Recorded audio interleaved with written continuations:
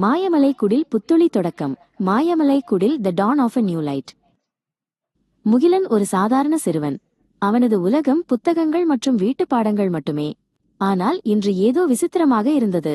அவன் தூங்கிக் கொண்டிருந்த போது அவனது கை அனிச்சையாக சுவரில் இருந்த ஒரு புத்தகத்தை நோக்கி உயர்ந்தது. நான் கனவு காண்கிறேனா?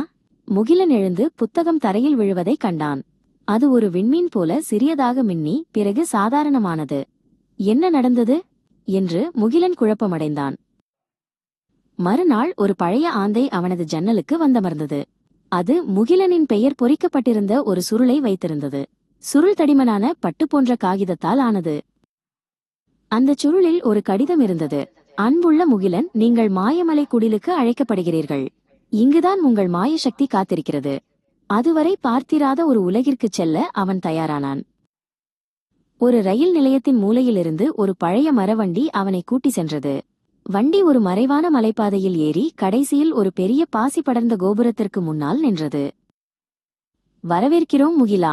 நீலகண்டன் ஐயா தலைமை ஆசிரியர் அவனை உள்ளே அழைத்துச் சென்றார். இதுதான் மாயமலை குடில், உனது புதிய வீடு. படிக்கட்டுகள் தாங்களாகவே சுழன்றன. நீலகண்டன் ஐயா அவனை மாணவிகள் பகுதிக்கு அழைத்து சென்றார். அங்கே அமர்ந்திருந்த ஒரு மாணவி அவனை நோக்கி எழுந்தாள். இவள்தான் அமுதா.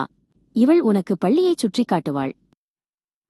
மாயமலை குடிலில் நாம் ஐந்திரன், நிலம், நீர், நெருப்பு, காற்று, உயிர் பற்றி படிக்கிறோம் என்று அமுதா விளக்கினாள். உனக்குள் இருக்கும் சக்தியை சரியாக கையாள கற்றுக்கொள்வதுதான் எங்கள் நோக்கம்.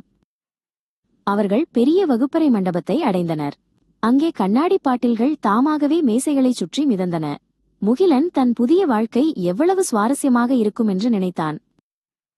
அமுதா அவனது புதிய படுக்கையறைக்கு சாவியை கொடுத்தாள். உனக்கு ஒதுக்கப்பட்ட மாயக்கூடையை நாளை காலையில் மறக்காமல் எடுத்துக்கொள். முதல் வகுப்புக்கு போக தயாராகு முகிலா.